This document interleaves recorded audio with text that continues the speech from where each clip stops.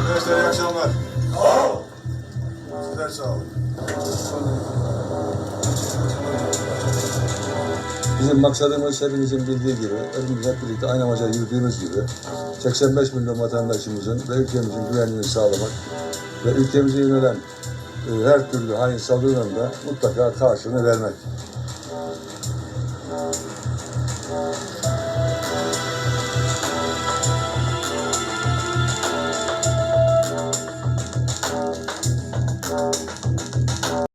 Relentlessly bombing the Kurds in Syria and Iraq, aimed at the U.S. So these are some of the missiles that they are using. I guess it looks like Iranian missiles or Iranian missiles.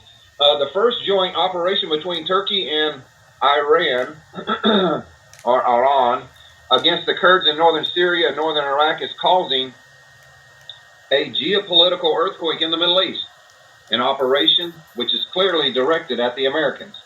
Russia very cleverly gave the green light to Erdogan by opening Syrian airspace, while at the same time Iran began bombing targets in Iraqi Kurdistan. Erdogan emphasized today what War News 24/7 suspected from the beginning. The aerial bombardments will be accompanied by ground operations. For this reason, the Turkish Air Force is bombing targets throughout northern Syria from Aleppo to Raqqa. The Kurdish question is gradually entering the final stretch.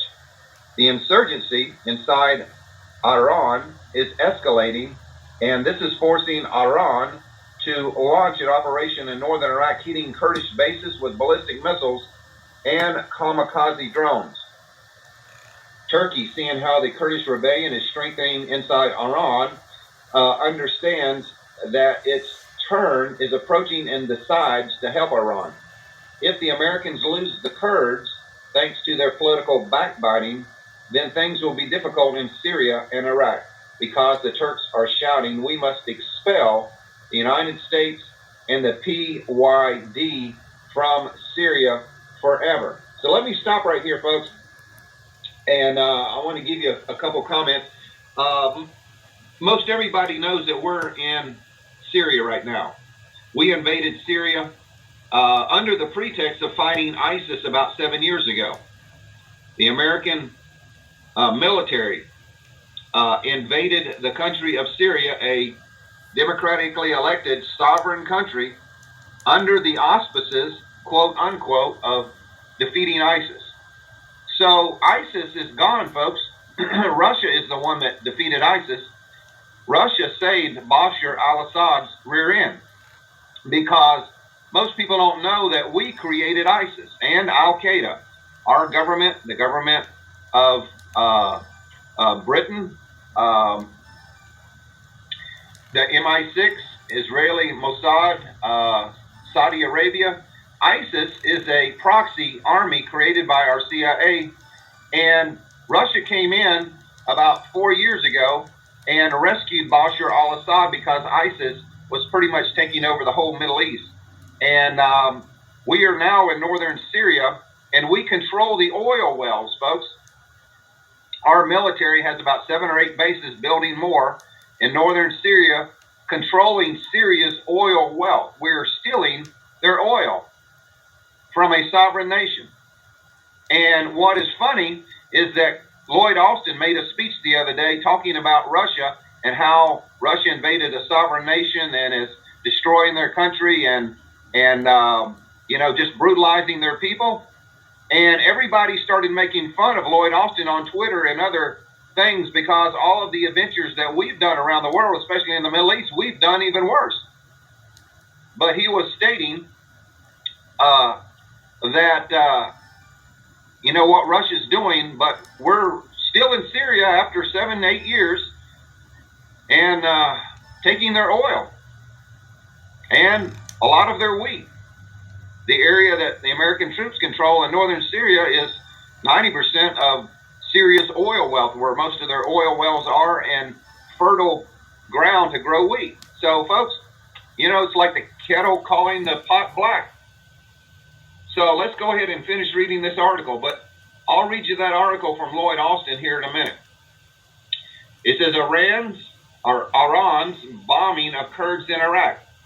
Iran relaunched bombings late Sunday night against facilities, bases, and organizations of the Iranian Kurds in exile in the neighboring autonomous regions of Iraq's Kurdistan.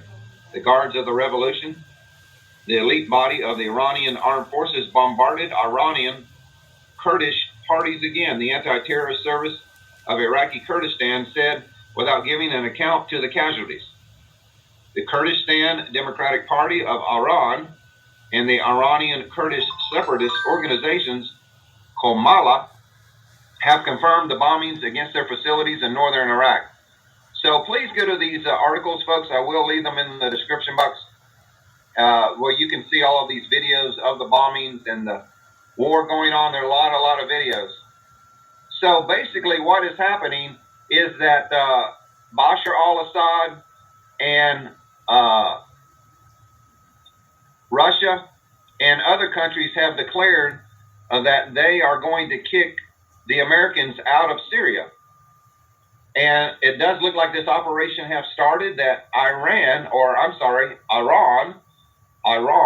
and the country of Turkey with Erdogan are working together to take over these Kurdish areas in northern Syria and northern Iraq to start the process of kicking the American troops out. So this is just another front, folks. This is another front that is opening up in the world in World War III. We're already in World War III. People say, no, we're not. No, we're not. World War III, folks, starts out conventional. It doesn't start out with atomic bombs dropping on your cities. It starts out conventional. And that's what it started about 9 months ago when Russia invaded Ukraine. That was the start of World War III, officially. Now, the atomic bombs, nuclear bombs, haven't started dropping yet, but we are in World War III, believe me. And this will probably escalate sometime in the future to a nuclear confrontation. And no one really knows when that's going to happen, folks.